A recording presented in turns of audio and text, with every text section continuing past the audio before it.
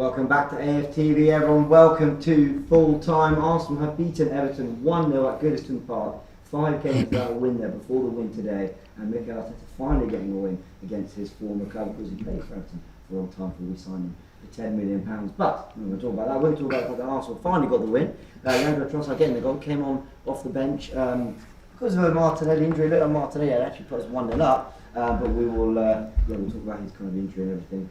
Hopefully he's all okay. Any news we can get, we'll let you know as well. But like always, this is your chance to join us on Fanzone. Download the AFTV Plus app, free to do, and sign up to Fanzone, free to do as well. And you will join us here on screen to chat Arsenal, give your thoughts on anything. Any other issues? I think someone said that there's an audio problem. If there is, we'll of course get that sorted immediately. But let's get straight into it. I'm joined by Christian Radio's Davey on AFTV today on the watch along. How did you find it? Yeah, well, thank you for having me. It was a good experience. I'm obviously glad we won, and yeah, as an experience, just being on the sofa with you guys, it was a nice experience. So thank you for having me. It's I find it's quite. I keep control of my nerves when I've got other people around me. If that makes sense. Yeah, it does. So we've got a comment here from Bidley. Says another struggle to scrape a win. That feels harsh. That's very harsh. Yeah. I don't think it was a struggle to scrape a win at all. I think it was a very, very composed, and I said it on the stream, I think it was an experienced performance. Okay, you can see the scoreline 1-0. We were known as 1-0 to the Arsenal for how long? Mm-hmm. Were people saying that about that team? I don't think they were. They were saying these are experienced players who get a goal and kind of look solid after they get the goal. And we were also saying, like, me and you are very much Emirates era fans. Yeah. And since I've been an Arsenal fan, or since I've been going to the Emirates, I'm always scared when it's one goal. Mm-hmm. If it's 1-0, 2-1, 3-2, whatever it is, if there's one goal, I'm always I just always think the other team's going to score because I've seen it so many times. But we've got that steal, and we're beginning to see players who are good enough to hold on to 1-0 leads, to hold on to 2-1 leads, and just see games out. Yeah, Hassan says, few seasons ago we'd have come away with a loss. We needed this win, and that sort of touches on the, what you're telling me about Ryan's going to have a lot of work to do, but actually is that just us thinking about the old Arsenal? Arsenal looked incredibly composed, dealing with everything today. That statement, another struggle to get a win, I'm so with you. That was not a struggle to get a win. We had a goal that I actually think you could argue is wrongly disallowed. Mm-hmm. And we should be 1-0 up and cool, we're cruising. Then there's other chances in the game. It's not quite falling for us in the final third. Vieira's making some good runs. We're doing some good stuff, but okay, it's not quite happening. Second half, I thought we just turned it on. And we had a lot of chances in that second half, especially in that first 15-20 minutes, to really blow them away. We get the goal. But then at that point, I just still thought we looked like the only team scoring again. Jesus was put in behind. There's a few other efforts from Zinchenko and others that nearly kind of went our way. Okay, we didn't get that second goal, but who cares? We were incredibly accomplished today, I thought. Yeah, I agree. There was a chance from Odegaard where I think he should have scored. Saka had a chance where I think he hit it straight at the keeper. Yeah. Zinchenko, when he played that brilliant ball in behind, and Trossard's got all the time in the world. We're saying on stream maybe he's a bit slow to bring it down. Either way, he still makes a good chance out of it. Like, in the second half, we were creating a lot of chances. Yeah, we were. And we were getting in behind and opening Everton up. So there's no way. We didn't scrape a win. Maybe the scoreline says it, but it was a very good performance. I completely agree. And I think there's certain grounds where you take any result. Like it's like a... We haven't won this since 2017. I know, I take it. Which was an emphatic 5-2, actually. Yeah, it was. How about this from Debauchery says, can someone explain why we're more composed away from home? Clean sheets and all last season. I have a theory our fans are too nervous. I'm just taking my headphones off because I'm getting a little bit of feedback there. But why are we more composed away from home? They're asking. That's a good question. There's a few answers. I think at home we sometimes look overconfident. North London forever, we sing and everyone's whole crowd is behind us. And I think that's the reason we concede early at home so often. I think away from home, it's almost like Arteta gets them in the changing room and just says, look, play your football. Yeah. You are the better team out there. Dominate this game, control the game, the chances will come. You have the quality. just relax and play football. Whereas at home, it's a bit like, just go and do what you want. Yeah. Do you know what I mean? It's a lot less It composed. definitely feels more erratic at home. Yeah, it definitely does. Yeah, which is weird because you usually would think it would be the other way around. I wonder if this young group just get a bit gassed up by the crowd, and like you said, Northampton forever plays, and it's like, right, we're 3 goals in 10 minutes, let's go, and then actually it's like, well, let's calm things down a bit. Yeah. But then also, you know, I think there's also that feeling that when you are keeping up with City, it's not just keeping up with them points wise, you've got to try to keep up with them in goal difference, and for a lot of last season we did, and Arsenal were electric in doing so. They definitely look, Arsenal, a lot more pragmatic this year. There's not kind of constant bursts of runs. Ben White feels like he picks his moment right, and he doesn't do it unless he knows Declan Rice is there to cover, and Declan Rice is a big part of why we're doing this, because when you've got two creative eights in Vieira and Ødegaard are all drifting and getting forward, Rice has a lot of work to do to sweep up, and he had Decore, Garnegay, and the other midfielder. Anana, of course, my favourite of the three. Yeah, brilliant. And he dealt with all of them brilliantly. He did. I think it's not. I haven't fully formulated this thought yet, so I'm going to try and say it without Go for it. That's what most of what we do is. Yeah, no, it's true. But I think having Rice in there today, I think gave Vieira that freedom to play how he played. Yeah. Don't get me wrong, Thomas Partey is a brilliant player, but he's available for 40% of our games, whatever percentage it is. So if you haven't got that established, experienced player in the middle, playing in a position like Fabio Vieira does, a lot of the time you're being asked to do defensive work, you're being asked to track back, like Xhaka did last year. Whereas today, I think Arteta had the confidence to say, right, Vieira, I trust Declan Rice to do that job as the 6. Yeah. He's going to sweep up, he's just everywhere. He is everywhere. And I trust that he's going to do that. So I think you have the freedom to play as the 8. What we saw, it didn't really happen when Trossard came on, but we saw the first 10-15 minutes before Martinelli went off, they were kind of interchanging Martinelli and Vieira. And I really like that, because the other team, they're going to set up thinking Martinelli's going to be out wide, how are we going to nullify that? But then Vieira's out wide, Martinelli's in the middle. So yeah, credit to Declan Rice for being that player that's come in and just, he looks like he's played for Arsenal for 10 years. Yeah, he does. He looks so accomplished. He does. And I said this on the stream as well, when it was should we get Caicedo, should we get Rice? I wanted Caicedo. Just from what I saw last season, the way Brighton played, I thought was more how we play. And I just think he would have slotted in, he could play right back. I still think he's a brilliant player. I know he hasn't had the best start at Chelsea. But I wanted Caicedo over Rice.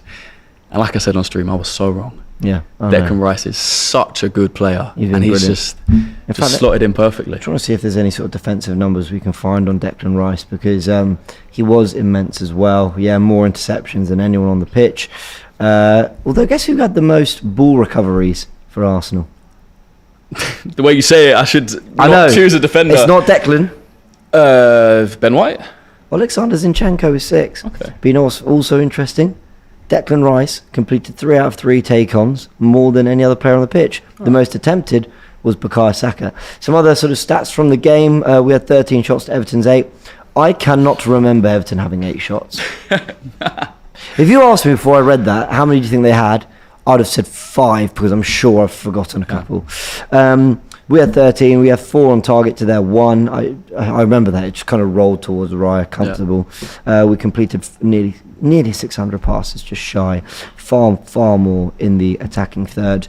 And we came out on top for most things. What I love about this app I use, it talks about influence, so how influential people were in terms of stats and being on the right side of the numbers. And the back fours, Zinchenko, Gabriel Magalhaes, William Saliba, Ben White, and then Declan Rice you chuck in there, all considered incredibly influential in terms of what they gave to the game. And I imagine that looks at everything from passes to touches to everything they do that created a shot or created a pass, the defending they did. And Arsenal had to have that really solid base at the back, didn't they, to get up the pitch, to be able to play the football you want to play. Like you said, to give Vieira that freedom, you got to make sure Zinchenko, Gabriel and Rice are all doing their bit to cover for him. Sure. I don't think the defence should go unseen today. I think it's one of those performances, because we dominated the game, we had most of the ball, people go, Saliba was okay, Gabriel was okay. What they did and what they had to do, they did brilliantly. Every time they had to sweep up, Calvert-Lewin came on. Do you remember him having a touch? I saw one battle with Gabriel where I thought, Gabriel, don't get sent off. But he dealt with it fine. But apart from that, I was thinking, Calvert-Lewin's coming on. All right, he always scores against us, or he always causes a problem. Didn't cause a problem. No. And that's credit to our defence. Yeah, very true, very true. We've got some callers on the line, and we're going to talk. About all sorts. I think we need to get into this goalkeeper discussion, though. I think we've done well to avoid it today now. Let's do it. So Lee is joining us. Lee, how you doing? Good, and you? Yeah, good. Welcome to Fanzone, everyone. You can download the AFTV Plus app, and you can do what Lee is doing, which is giving his thoughts live here on AFTV. Lee, is David Raya Arsenal's new number one? This is going to be a little bit of a controversial kind of answer. To be honest with you, when Ramsdale came in, I've never been fully convinced by him. He's a brilliant keeper. He makes amazing saves. But I don't know if you guys felt our defence was very calm today. Raya's got a very calming effect on our defence. He just slows everything down. And I think technically he's a great footballer just in general. His passing was very accurate, very calm. And I think in the game like we played today, I think Arteta got it absolutely right. To play him at Everton, it's the type of game that suits him better. Ramsdale possibly could have... Carol. Sorry, I didn't mean to interrupt. Well, you know, I don't know if you guys have maybe agree with this, but some of Ramsdale's amazing saves often come off an error, and then he's forced to backtrack, and sometimes he makes an incredible save, but it's come from something that's actually gone wrong before that. Whereas I think with Raya, just like you just said about our defense, he did what he had to do, and he did it very well. And it goes unnoticed because of the clean sheet and because of the lack of attack on Everton's side, but he still did a good job. You think that calming influence was the big thing with David Raya? Do you think it was this sense of, we need to keep Goodison quiet, we need to ensure that they've got nothing on set pieces, so don't concede them, and then when you do, because they only had I think one corner in the game, maybe two, and when they come, have a goalkeeper that is there to just settle everyone around them. Do you think that was the main driver behind Raya starting? 100%, exactly, because Goodison gets, you make a few errors in the box, the crowd gets on, gets on your back, and mistakes happen. And I think he kind of just killed it off very beautifully. He basically took control of that back four. And I must say, if you look at the spine of our team right now, with Declan Rice in the 6, and you've got Gabriel Anseliva, and you've got Raya behind him, they were solid. I think Declan made one misplaced pass in the whole game that I can remember. And even then, there was a cohesion in that spine of our team that actually, I think that's what held us together. And I think that goes unnoticed. Yeah, completely agree. Lee, it's been a pleasure chatting to you, mate. Thank you for joining us on Fanzone. Yes, mate. Really interesting point about the calming effect. We talk about, I talk about the stats, the collecting crosses, how good he is with the ball at his feet, all these things. The big thing is that you're right. He looked entirely composed. Well, Lee's right. Sorry, you're both right. He looked entirely composed. He dealt with everything really well. He did. He looked very calm, very composed. It didn't look like a debut performance. No, but I didn't think it would. Oh, is that really? He's an experienced Premier League goalkeeper and a very, very good experienced Premier League goalkeeper. People saying, he looks confident. He has reason to be confident. Like, he's earned this confidence. He's earned this respect that he's getting from Mikel Arteta and from a lot of the Arsenal fans because he's obviously a very good goalkeeper. And the important thing is that he plays our style of play. He can play out from the back. He's very calm on the ball. Mm-hmm. I do think he's a better shot stopper than Aaron Ramsdale. Yeah. But that's where the conversation. Obviously, we didn't see it today. No, of course not. But I'm just talking about overall how I see these two players, these two goalkeepers. We talk about two important stats for keepers these days, right? We talk about shot stopping and we talk about distribution. Obviously, there's like sub areas within those, like calmness on the ball, reflexes, however you want to put it. These are the two areas. And I think overall, for me, and I think Lee, who we just heard from, was agreeing, I think Raya probably is the better keeper with more experience. But I still like Aaron Ramsdale. It's not saying, I want Raya to start every game. I think Ramsdale will start against PSV, and I think he deserves to start because he hasn't done much wrong. I think this season so far he's been good enough. I wouldn't say he's been brilliant. I wouldn't say he's been poor. He's definitely been good enough.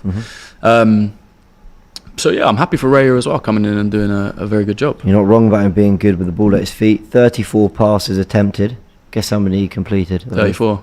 32. Oh, okay. I maybe got us all a bit too excited. Yeah, a little bit. Still very good.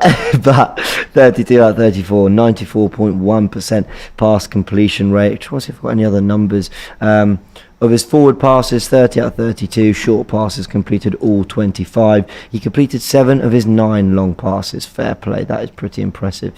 What others? Have we got any other stats on him quickly So here? those are the two. Sorry to interrupt, but those are the.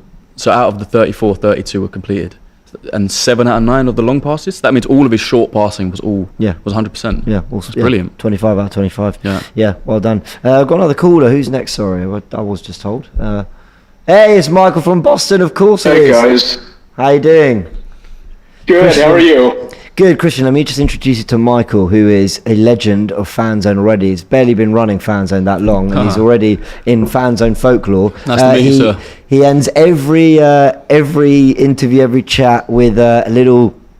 It's a little paragraph from Shakespeare relating to the game in some way, shape or form. I don't understand a lot of them because it's above me. I'm not clever enough. Okay. But it's always great to listen to. Michael, talk to us. Fantastic win. Yeah, I think that we should focus in some ways on how Saka is being unselfish. And we're not really seeing a dip in form. We're seeing Saka adjust to moments where he's not getting a chance to score, but he had the assist to Trossard today, just like he had the corner that Rice scored on last week, against Man U. I like seeing Saka adjust to defenses that are trying to nullify him. Yeah, I agree. I thought Saka today, his performance got better as the game went on. And early in the game where he was doubled up or tripled up on, it just felt like he had nowhere to go. He was finding a way out, and he was driving inside, outside. He was making decisions. I think the big thing is his decision making. Against Fulham and Man United, I felt like he didn't know what he wanted to do when he got the ball. It felt like in this game he had clarity. When I get it, this is where I'm going. And he'd almost made the decision before he receives it. And he was looking much nearer his best, which was great to see. Who else stood out for you, Michael? I gotta say, Saliba and Gabriel really tidied things up at the back. Yeah, they were immense. I mean, there were the few moments they had any kind of counterattacks. Those two just snuffed it out. Yeah, they were, and I think if you're going to go and impose your football at Goodison Park, which I think we did on the ball, we didn't create a million chances, but we did. You've got to have centre backs you can rely on to do it.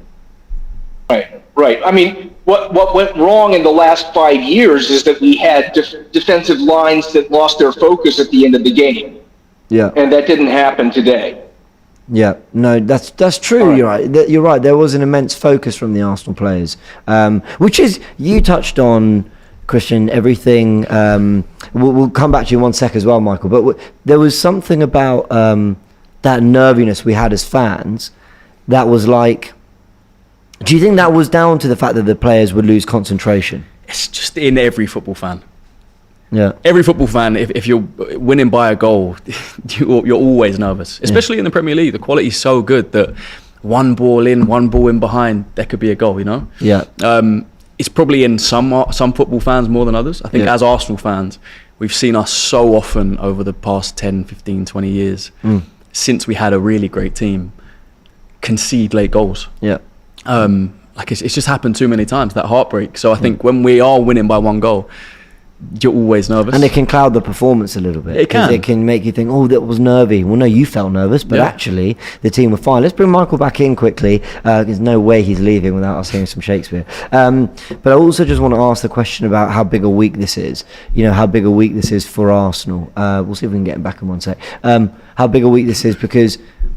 we talk about the Champions League returning. That's like a nice distraction going into the North London derby. But Arsenal needed to show something before all that, before we could worry about that. This was a big test. And I think there were probably other fixtures where there wouldn't have been so many eyes on it. But I think people were going, oh, Goodison, okay, let's see what you're made of, Arsenal. Of course. And when you've got a curse or a hoodoo, whatever you want to call it, and you haven't won somewhere since 2017, what is that, 6 years? I think there are going to be eyes on it. People going, oh, this is where they slip up. Yeah. And it would be an early slip up if we lost here today. Yeah. I think last season, I know eventually we couldn't afford it because of where we obviously finished second, but at the time we could afford that slip up because after that we went on and we were still points ahead of City. Yeah. Whereas I think now, if we'd slipped up today and lost 5 points behind City, 5 games played, we play them in a few weeks, we've got PSV, Spurs, like confidence just would have been down. So, yeah, we've got Michael back on, I believe. Hey, Michael, welcome back. Just want to ask you about the big week coming ahead. Are you feeling confident with PSV at the Emirates? Champions League returns at the carpet, and then the big North London derby, and they're looking on great form? I'm full of worry about Spurs. I'm not so much about PSV, right? I mean, Spurs are a better team this year than they were last year. So that's their first, a much bigger test than United was. They are, but they were also 1-0 down for 97 minutes against Sheffield United yesterday. Okay, not 97 minutes, but 1-0 down until the 97th minute. So I agree they're looking better, but do you think they're now good enough to come to the Emirates and take something? You must not think that we are made of stuff so flat and dull that we can let our beard be shook with danger and think it pastime. I understood this one. I get it. Yeah, I agree. I feel like it's a perfect response to what I said. It is. Yeah. That was great. Yeah, well timed, Michael. Always a pleasure. Who's our next caller joining us as well? I'm just trying to get some quotes from Mikel as well. Hey, welcome. What's your name? Kerry Martin from Nairobi, Kenya. Kerry, amazing. I've been to Kenya. Stunning. We went to, I was in Nairobi, did the Masai Mara. Unbelievable. How you doing? Did you enjoy the game? I enjoyed the game. It was quite nervy, but the players looked comfortable and calm with it. So I put my trust in them. But as soon as the game was towards the end, I kept on being haunted by what happened last season when they got that set piece and managed to score a goal. So, man, throughout the whole game, I was just crossing my fingers. Yeah. But one thing I got to realize while watching the game is that we have kind of evolved as a team. And towards the end of last season, it kind of looked like every other opposition manager had thought that they got Arsenal. Like they got how Arsenal would play, how Mikel would set up his team with Zinchenko cutting in, and how our midfield would rotate with the front three and our defensive players.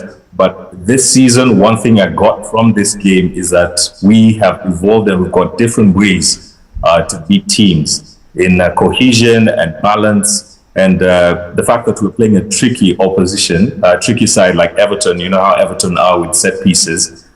I think the players really had to calm things down and make sure that we don't leave ourselves exposed. Because, once we start rushing the game and we take the game at a fast pace as to what most fans would actually want us to be playing, that would cause us to probably commit a foul, and then that would lead to a set piece, and it just goes into a domino effect and we start losing. So maybe playing the game calm, or being calm, and the cohesion and the balance of the players, just taking things slow, actually helped us. I agree with you about especially that point you made earlier on, which I think is a brilliant point. I think managers thought they'd sussed us out, that we saw what Arsenal did last year, so they're going to do the same this year. And I think to a degree, I thought that many people did, but Arteta is throwing new ideas at us to the point where we go into a starting 11 and we're going, Eddie keeps his place, but Jesus was so good. But Fabio Vieira starts? Wow, that's interesting. And the big one was David Raya. So we're going to ask you can see the question on screen there very bluntly. Is David Raya Arsenal's new number one, or is it just way too early to say that? Or is that the intention? I'll go with the latter. I think it's way too early to say that because we've got great competition for places, and it's good to build that level of competition in a team. And I think David Raya starting today is because, one, we've got a busy month ahead with Champions League fixtures coming back, and so I think the manager was just trying to balance it out and make sure that every player kind of gets that opportunity to showcase and play, in the sense of not only having David Raya to play. We had Kai Havertz on the bench and Fabio started, and Fabio has been brilliant throughout the week. Throughout the previous weeks. And Eddie got his chance after playing phenomenally in the first 4 games of the season. So most probably the reason why Raya played today was just to build in that level of competition. But I think Aaron Ramsdale has to check his back, because the way it looks with how Mikel is thinking, one mistake and you're out. Yeah, I know. He's being ruthless, and I think Raya was pretty faultless today. It's been fantastic chatting to you, man. Thank you so much for joining us. Thank you. See you soon. Right, I'm going to say also goodbye to Christian on your AFTV debut. Been fantastic. Round of applause for Christian. Everyone, you've been brilliant. We'll see you very soon, I'm sure. Again, remind everyone where they can find you. For sure, yeah. Find me on YouTube, just my name, Christian Tai. Instagram, I think, is only Christian Tai, and TikTok is Christian Tai as well. Amazing. Well, listen, it's been a pleasure having your thoughts, man. Man. We'll see you very soon, I'm sure. Go enjoy the Arsenal win. We're going to speak to more fans, and Frank is going to join me. Here he is. He's ready to jump in. I think do we have another caller ready to jump on, I believe. I'm pressing this question. Is David Raya Arsenal's new number 1? Frank, I know he's getting ready to answer this, because I know he likes Aaron Ramsdale, but I'm going to stick it on you. Finally, the Frank is Frank is on back. the fan zone. Come on, that question there. Is Raya Arsenal's new number 1? Now, this is possibly the hardest question after that performance today that I've had to answer in a very, very long time, because David Raya was unbelievable today. Not in the sense that he made fantastic saves, just an all-around performance. Yeah. He looked like he'd been there for 10 years. Yeah, and the fact that he's slotted in so quickly and so successfully like that, it's a really hard question to answer. And I love the fact that we're in a position now where I've said it on the stream, I've said it on my interview, and I'll say it again here. I believe we have the best goalkeeper depth in the world right now, because I believe we've got 2 goalkeepers on an equal level that are not quite there yet, but are pushing on to world-class level. And to have that sort of depth in this Arsenal team is absolutely amazing. In terms of, is he the new number 1? I think it's really harsh, because you look at the last 2 seasons and you look at the countless amounts of times that Aaron Ramsdale has saved us. Yeah.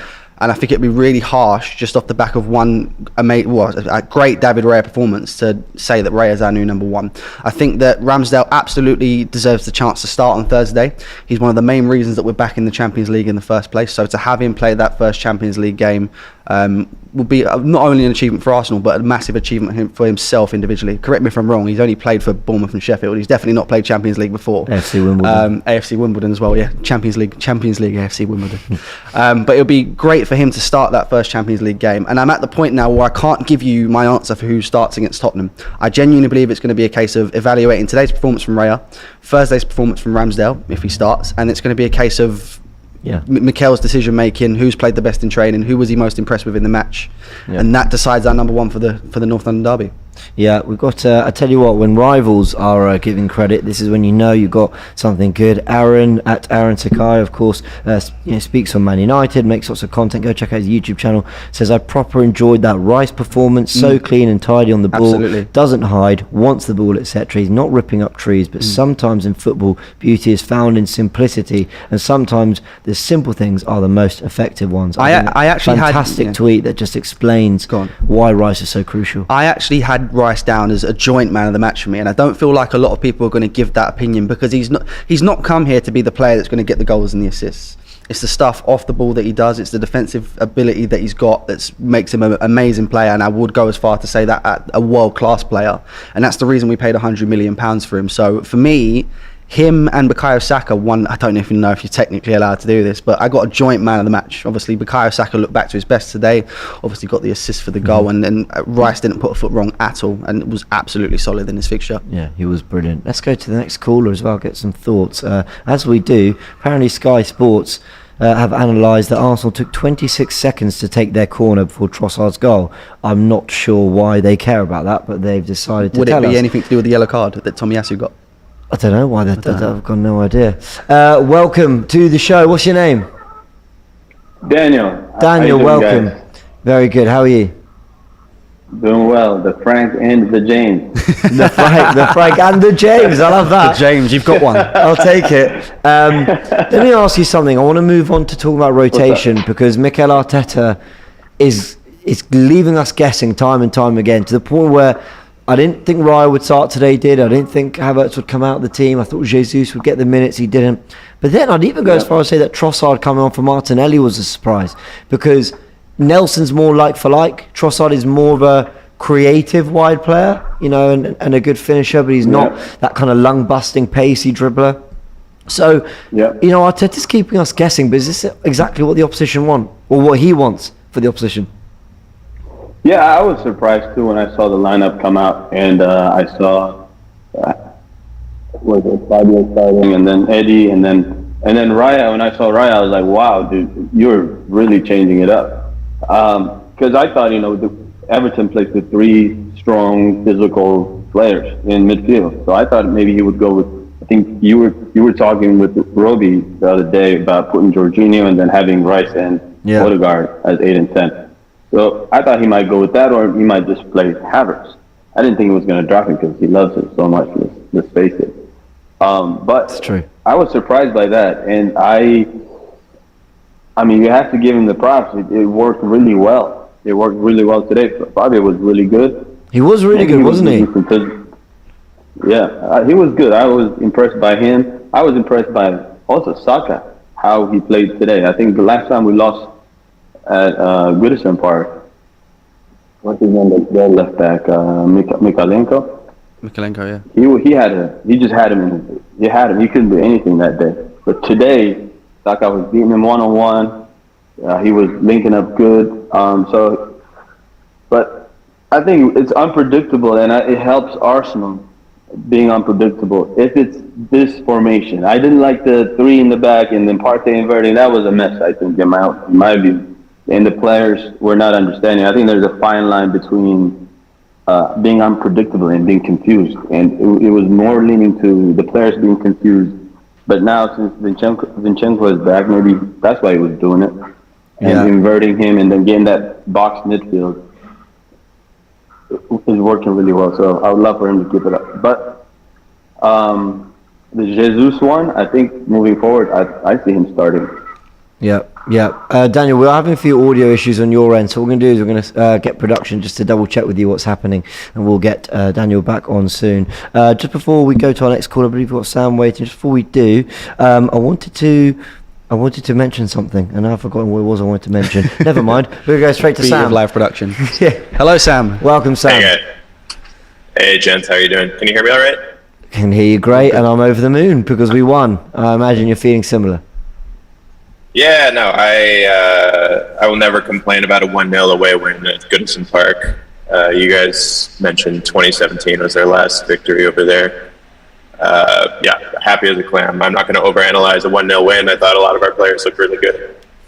That's good of you, but we are going to overanalyze it because that's all we do. I just want to touch on the whole Arteta rotating. Is this why we are not seeing the same fluidity? But do we just have to accept that you've got it? It's growing pains. It's growing pains because one day he will be able to rotate 3-4 players. Look at De Zerbi, okay? De Zerbi, he's the one to focus on. He rotates all the time. The 11 came out and everyone, where's Solly March? Where's Estupinian? Why isn't Ferguson starting? Go with your best players at Old Trafford. And they just played the same football and they won 3-1. Like, you've got to build towards that. You do have to go through the growing pains. See, what I think Arsenal, they've demonstrated that they're a different team than a couple of years ago, and teams are starting to play differently against them. Every single game we've seen this season, we've played against opponents who've set up a low block, which is just crowded final third. You're seeing 15, 16 players on the pitch outside of the penalty box. So, I mean, you're expected, I guess, this young core to play this sort of tiki-taka and, beat, effectively 8 center backs. So I think a lot of people are conflating that Arsenal aren't playing that well because they're struggling to put the ball back in the net in a lot of these games. But I think ultimately you need to look at Arsenal's direction in the context of how, I guess, they're being trained by Arteta. I think Arteta is setting them up to effectively be kind of this beautiful football, open, expansive team. But yet they're playing teams where they can't really express that the same way because you're just getting counterattacked and you're getting a low block press. So I think a lot of that is why Havertz has been getting criticism because he hasn't been able to do much in the final third. So I think maybe Arteta's just rotating the team to try to see the pieces of the puzzle that can maybe beat these blocks. With that said, I'm extremely excited to play Tottenham next weekend. I think Ange's going to set up open and expansive, and I think we'll have a thriller. I'm very interested to see what Ange Postecoglou does for that game, because they have been expansive. They have conceded chances, but will he play it differently against Arsenal? It's been an absolute pleasure to chatting to you, mate. To you, mate. Thank you for joining us. Thank you. Thank you. And our next caller is... Hey, how you doing? What's your name? Hello, I'm Vicky. Lovely to meet you. And I'm calling from Sweden. Oh, amazing. Good to Welcome. meet you, James. Lovely to meet you. Yeah, thank you so much, James. It's lovely to meet you, James. Yeah. Oh, I really pleasure. enjoyed the game, honestly. Yeah, I really enjoyed the game, to be honest. And I like how they dominated the game all through the game. It was so amazing that Everton team didn't really have much time with the ball. So, and the goal from Trossard, it was awesome. That's one thing I think that is always good to rotate the team, because as much as you're rotating the team, others will show you what they got. So Raya showed a whole lot of composure with the ball and how he managed his goal post. But was it? I just want to go back to this rotating thing. Was it a coincidence that we played our better football as Fabio Vieira came into the team? Because don't want to miss about Kai Havertz. The game, Kai Havertz wasn't an issue. I'd love to get your thoughts on this as well, Frank. But we had a midfielder that wanted to get more involved in terms of on the ball, and Havertz, everyone tells us how good he is off the ball, and that's great. But today we were going to have a lot of the ball because we're playing Everton. It's no surprise that we looked far more fluid with Fabio Vieira in there. Yeah, I think so. And again, if you can look at the game, as in the analysis of the game, Fabio works more harder. Do you think? Than Havertz. I do. Yes, sir, I do. Havertz does get stuck in though. No, but if you see how Fabio was recovering the game, as in the ball, when he loses it, as in lose the ball, it was so awesome, much more than Havertz. I don't have anything against Havertz, but to be honest, Fabio was a better player today. Yeah, absolutely. So it helped the midfield a lot. You know how we intercept the game, how we move forward with the game, the decision with the ball, the passes. It looks much better than Havertz, in my own opinion. Yeah, do you agree? I actually agree with that. And the thing is with this, and again, it's nothing to take away from Kai Havertz. I think he does. Sure. I think he definitely tries when he's in that position. Maybe not so much in the striker role. It's not suited to him. Exactly. And the thing is with Vieira, I'll be honest with you, I didn't expect this from him today. I know he's been playing fantastically. But I think it was me and Izzy that said it before the game. We expected to see him start eventually. I just didn't think it would be at Goodison Park, where it's going to be a very physical game. He's not really built for that. But he proved us wrong today. And if he's going to keep that up, there's no reason he can't start games in the future. Let me give you a stat. Let me give you a stat for you both. Only Man City, with 3.4, have conceded fewer expected goals than Arsenal so far this season, and only Man City have actually conceded fewer goals than Arsenal. So there was all this talk because of the stupid goals that we were conceding, and I'm going to give myself some credit here, okay? Chat, give me some credit here. Good luck. I don't know why I did that. I don't know why I called on a chat that hate me. But I was saying, after the goal we conceded at Forest, after the draw against Fulham where we conceded 2 goals, after Man United, I was saying, but we're not playing badly defensively. No. We're not teams aren't creating no chances. Teams aren't. I'm not sitting there going, oh my word, they're really sticking it on us. Arsenal have been very comfortable in all 5 games, but they've just conceded stupid goals. Today, where there were no stupid errors, we walk out with a clean sheet, and it's no surprise. I believe the whole problem with our team at times is individual mistakes. Yeah. I find to panic a lot. On the ball. Yeah, and that's the problem we've been having all this while. We've been panicking, and anytime we panic like that, we release the ball on time. I love Declan Rice. Yeah. I love the guy so much because he gets hold of the ball. He's confident with the ball. He doesn't panic with the ball, and this helps us a lot to progress.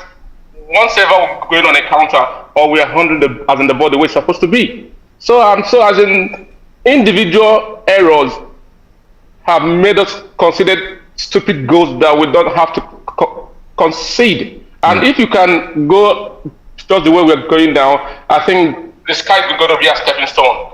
Yeah. It's been a pleasure chatting to you, mate. You made some fantastic Good to points. meet you, Jay. Thank you very much. I think we've got Elliot next, I believe. Yes, Elliot. Hello, Elliot. Welcome. James, Frank, how are you?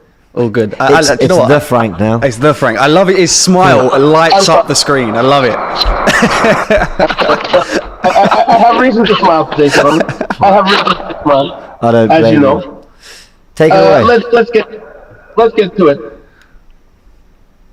This team performed a control match today, and it's for two players in particular. The first one, it was my man of the match, Declan Rice. Is he worth 200 million? Is he worth 300 million? Is he worth 400 million? Because quite simply, he has transformed this side to an assured one. Preach. Yeah. Calm one. Can I just quickly? I'm going to cut you, Elliot. You're asking how much he's worth in pounds, financially. I ask how much he's worth number of players. Like the way we play, he covers for 2-3 players. Genuinely, he covers that much ground.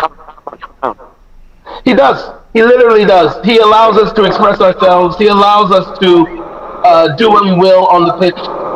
And quite simply, he's indispensable now. He's indispensable. You can't take him out of the squad. You can't take him out of the side. I don't care if Parker comes back at any time soon, before, now, or later. The fact of the matter is, this guy is indispensable. He can't be taken out of the squad. And he is integral to our now confident play. Yeah. Right. Secondly, let's talk about David Raya for a second. Yeah, go for it. David Raya. What a debut. He just comes in and he brings a calmness, an assuredness, a class that very few goalkeepers in this Premier League can exude. And just explain, give you an example. The way he came for crosses today. Did you think that he would drop, lose, or even displace the ball in any way, shape, or form? He did drop one. I'll point that he did drop one, but he drew the foul from it. So Wasn't he smashed into it? Yes, he drew the foul from it, to be fair. To get to that ball, exactly. It took Tarkovsky to say, you know what? I'm sick of this. I'm going to slam into him and see how he gets out of it. It's true. That's what it took.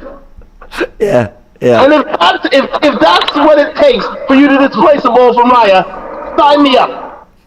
Yeah. Sign me up all day long, 2 ways to Sunday. This man, I'm telling you, is a big threat to Ramsdale. Huge. I never lost sight of ball. I never lost confidence in play. I never thought, okay, that's our scoring. It literally came down. If we were going to score, if they were going to score, it had to be our mistake, and Ryan had to be so out of place that a goal was inevitable. The fact of the matter is, this guy is, dare I say it? So who is starting the North London derby then? I think we all accept that Ramsdale deserves the start for the Champions League. But the North London derby, who gets the start? North London derby. I give it to Raya. Wow. I'm sorry, I give it to Raya. Ramsdale's had some big North London derby performances, Ramsdale. North London derbies before, absolutely. But to me, Ramsdale will let in a goal or two, and you can see him at error here from time to time. I don't see that from this guy, David Raya. I just don't see it. It's that edge he had on Ramsdale. It's that little bit of an edge. Now, I know Raya is the older goalkeeper. It's that. And in time, Ramsdale can become that player. And he needs that little bit of an edge and a little bit of competition in order to get him ratcheted up to come to Raya's level, that little bit of an edge. But let's face facts here, guys. I just get an air of confidence from Raya that I don't get from Ramsdale. I just don't. I mean, Ramsdale's there for the big stage. But he's always there for the big error. Wow. It hasn't cost us to a certain extent because we have such to be fair, an exemplary team this year. We have yet to kick into gear, but it is exemplary. If you see, listen, we have 18 men we can depend on this year, which is totally fantastic. But when you have Ryan there, it's just like, okay, unless you guys are going to score a 2-goal, nothing's going in. Yeah. Fair enough. Elliot, it's always a pleasure chatting to Thank you. you, We've got Elliot. 5 other callers as well we're going to hear from. But amazing to chat to you as always, Elliot. The James, the Frank, thank you. See you I soon. feel like this is going to stick now. I'll take it. Who's our next caller? Hey, how you doing? What's your name? Oh, Jamalski. Jamal, welcome. Listen, we've got to touch on what Elliot was just saying there. Some people in the comments are saying, calm down, Raya hasn't really been put through it. Zef says this is so disrespectful towards Ramsdale. Is it? Are we now in danger of going, hold on. Raya was very good today, but he didn't do anything we haven't seen Ramsdale do. And we've got to remember that. Okay, before we start, where are my manners? Good evening, the James and the Frank. This is going to stick. I think it's going to stick, fellas. Okay, so you asked me about Ramsdale. Yeah, it's a little bit disrespectful to just be throwing in Raya in the North London derby. That's no small match. I think that you throw in Raya in the Champions League and you use Ramsdale in the derby because he knows what it means, He's been in plenty of derbies before. He knows the intensity. He knows how much it means to the fans. And he's such a fan favorite. He always gets the crowd, riled up. He likes messing around with the away fans too, especially when he's with the Tottenham fans. So I would stick Ramsdale in the North London derby because he knows what it means, And here's another thing about Raya that people missed out, right? After we scored our goal, he got a little hot-blooded. Did you see him? He tried to play outfield and he had to head the ball out for a header, and then he conceded a throw-in. Still did well on it though. He still did well on it, but it's still these little incidents, they stick out a little bit. So it just shows an experience. He's on his debut, so I wouldn't stick him in the North London derby just yet. Yeah, fair enough. I'm just trying to get the quotes from Mikel Arteta because speaking after the match, here's the headline in The Athletic. Arteta admits he wanted to use substitute goalkeeper on 2 separate occasions. I've lost it. I'm trying to find it. But could he be basically innovating the goalkeeping situation? Here it is. Arteta admits he wanted to use a substitute goalkeeper. Wanted to substitute a goalkeeper on 2 separate occasions. So could you mid-match have a goalkeeper that you need for one thing and then sub them out because you need the other goalkeeper to see you through to the end? I mean, that'd be extraordinary. I've only ever seen that once. I mean, look, right? You remember the Netherlands with Tim Krul? Where This he was the one. This is exactly what I was about to say. There you go. So he was their selected penalty taker, Yeah. And then you had the incident with Kepa in the Carling Cup final. So it was what was it called? The League Cup final, where he just refused to get subbed off. Yeah, where he refused to get subbed off, and he basically became the impromptu manager for a hot minute there. Correct me if I'm wrong, though. I think that was because of injury. Was it because of injury? I think Kepa you're right. You're right. And he just refused to come off. But I think they wanted to do it anyway because anyway. Caballero was the better shot stopper. Yeah, yeah. So there are instances where that happens, but I think that's you know what? The game is changing so much. We have keepers who know how to play with the ball to their feet. We have sweeper keepers now. And I think Mikel Arteta, if it is true that he wants to experiment with those things, he's just trying to stay ahead of the curve, Yeah, and not turn into a fossil like Wenger did. Football. Sometimes, you know what I mean? Because Wenger got too much into the whole total football thing, and it kind of he became outdated, his style of play. So I think Mikel Arteta is just trying to stay ahead of the curve, and I don't see it happening, but he experiments a lot, but now is not the time to experiment, No, I hear it. Pleasure to chat to you, mate. Honestly, thank you so much for joining us on Fanzone. We've got so many callers. This is amazing. Everyone wanted to enjoy this win. We've got super chats. I see them coming in. In fact, let me do them super quickly because some of you have been waiting a long time. I do apologise. Josh says we lead the Premier League in corners with 47, 9.4 per game, 11 more than the next team. If memory serves, we've only scored off 1 so far. far. That needs improvement. Very true. Ali says, remember, that's a great bit of insight there. Ali says, remember the Salah goal last year versus Wolves? Salah was offside. The defender went to block the pass because the ball touched the defender and it was deemed onside, and the Salah goal stood. PGMOL explain. I got to say, I think we've been done dirty. I'll be honest, I've seen the replay, and unfortunately, it is the way the rules work. Because if you look at the time between, I think, Gabriel making the pass and Doucouré actually making contact with the ball, it's not intentional that Doucouré plays the ball to Nketiah. No, but it is an intentional movement. It's an intentional movement, but I think it's the whole intentional pass element. I don't know if that's right, by the way, but I think it's one of those where it's like he has intentionally tried to stick a ball at foot in the way of the ball to get rid of it, and or to do something with it, to basically to stop it going to the intended player. Ultimately, so I think it's an intentional move. So I think the goal should stand. Ultimately, what I'm trying to say is I think the rule needs to be changed in the sense that if the team that's been flagged for offside, if the ball isn't played in that direction by the player that makes the last pass from that team, and it bounces off an opposition defender, for example, that should count. I think they need to change that rule.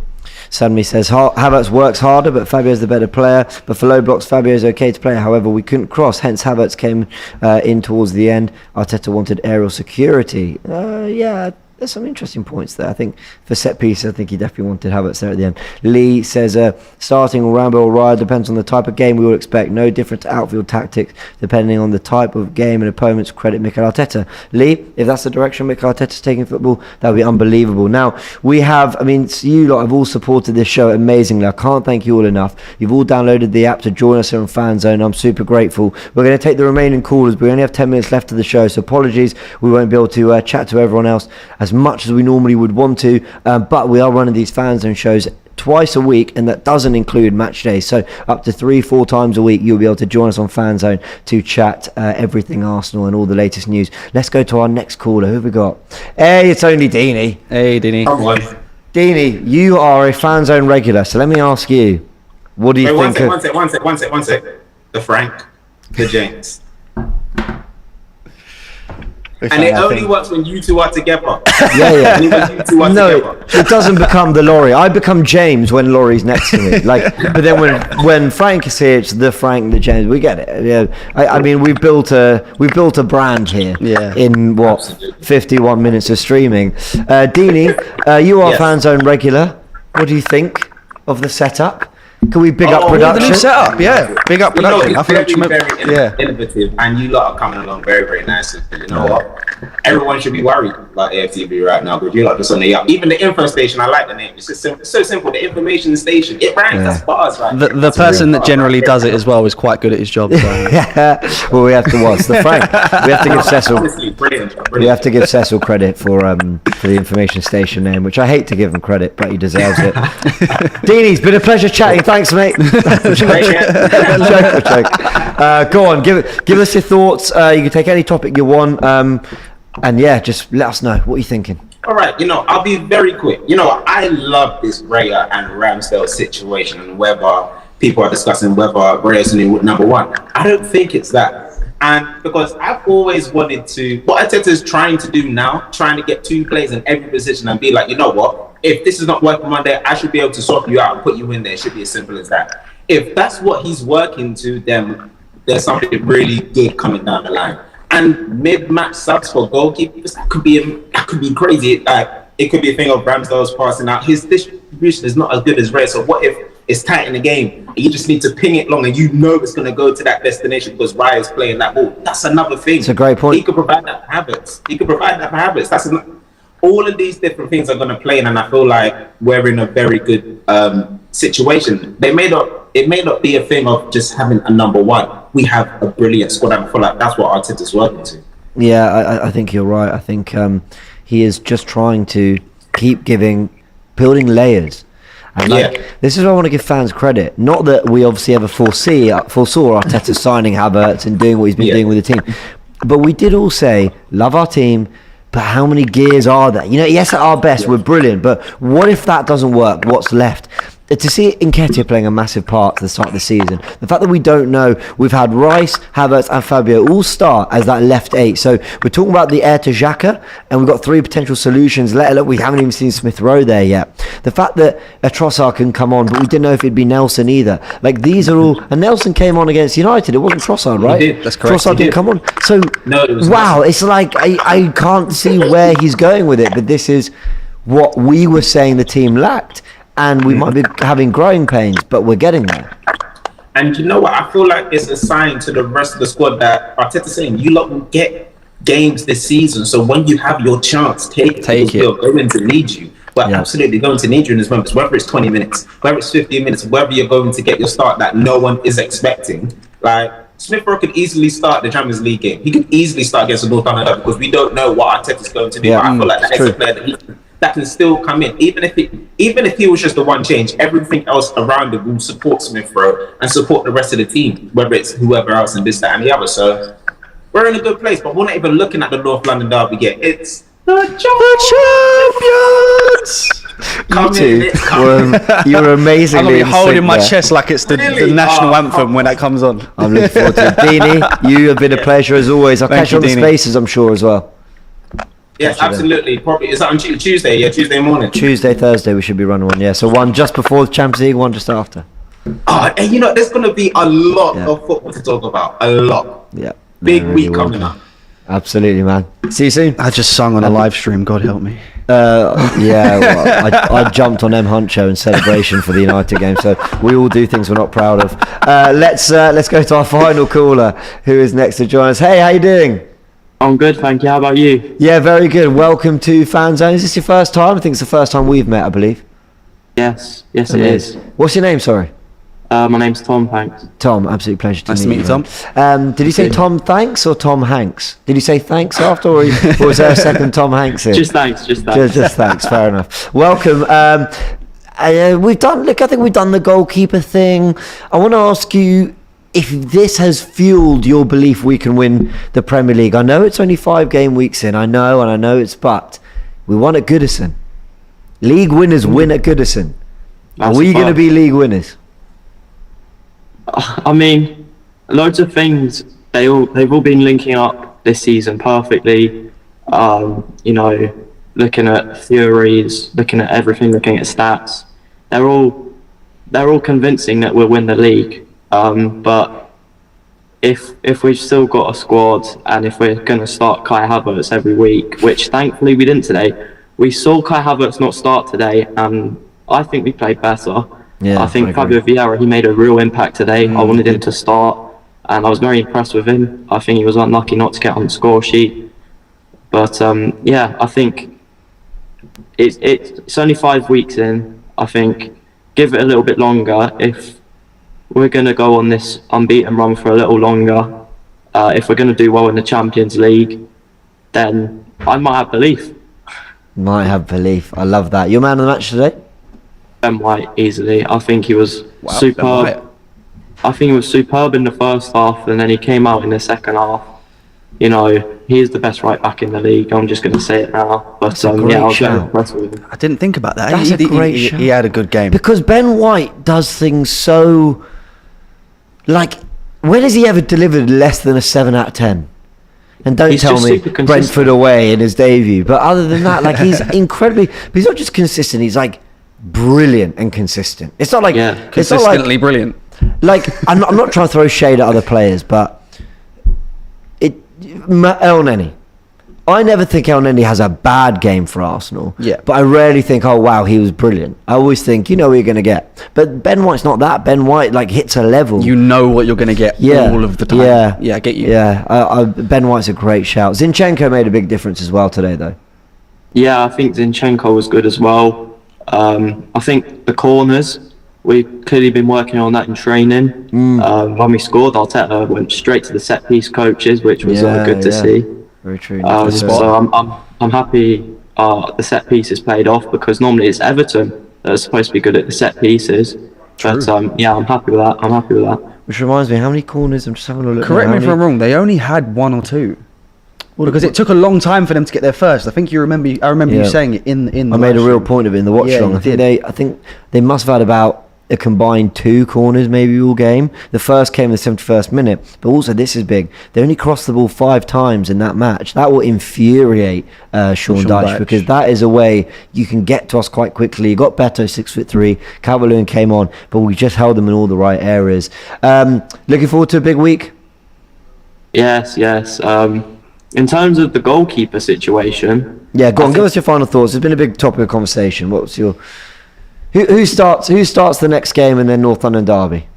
I think in the Champions League, I think we start Ramsdale, and then that will help us choose who starts the North London derby. Yeah, I think we should be comparing the performances of Raya today and then Ramsdale in the Champions League, and say Ramsdale has a very good game against PSV. Yeah. Then I think he should be starting the North London derby. But if he looks a bit shaky, looks like he's still getting used to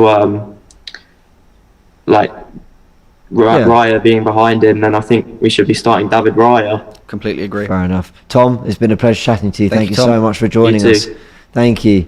And that rounds off Fanzone, everyone. Arsenal have won 1-0 at Everton at Goodison Park. A much needed win, a much needed 3 points, and a fantastic way to just get things going. What is a huge month where the Champions League returns, Goodison.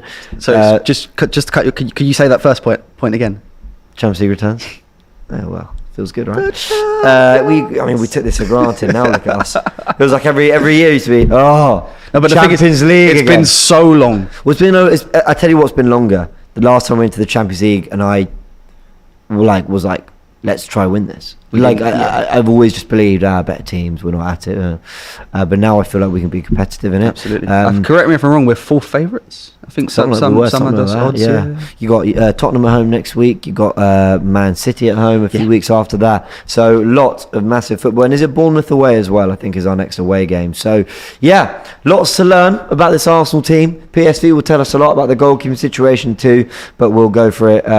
We'll go through it all on Wednesday, and of course we'll be keeping you up to date with everything on AFTV. There will be, coming up, Buyers Premier League show tomorrow, Tactical Insight tomorrow on the game. Nick J. Francis will be joining me for a very special episode of that as well. We wish Graham all the best, who's off on much deserved holiday.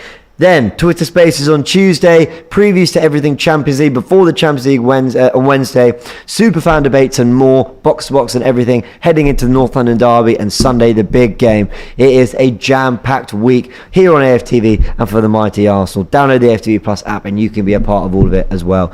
Frank, brilliant as always. You too. Absolute pleasure. Everyone, see you soon.